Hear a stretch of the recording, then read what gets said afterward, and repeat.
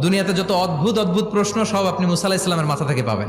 বিভিন্ন বিষয়ে আল্লাহরে প্রশ্ন করতেন। সাইয়েদনা মুসা আলাহিস সাল্লাম আল্লাহরে বললেন, আল্লাহ আপনি আমার এমন একটা জিকির শিখাইয়া দেন যে জিকিরটার শব্দ আপনি আর আমি ছাড়া কেউ জানবে না। দিনে রাতে সব সময় এই জিকির আমি করব, আপনারে ডাকবো, কিন্তু শর্ত হলো এই জিকিরটা জানবে শুধু আপনি আর জানবো শুধু আমি। আল্লাহ বললেন, মুসা পড়ো লা ইলাহা ইল্লাল্লাহ।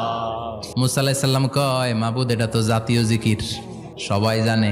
আমি তো চাইছি এক্সেলেন্ট একটা জিকির, কারো কাছে নাই, শুধু আমি জানবো আর আমি পড়বো।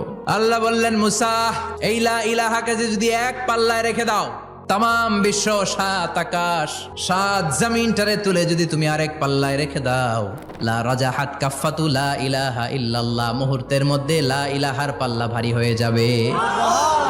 ও মুসা, তুমি যতই এক্সক্লুসিভ জিকির চাও, লা ইলাহার চেয়ে দামি জিকির আমার কাছে নাই।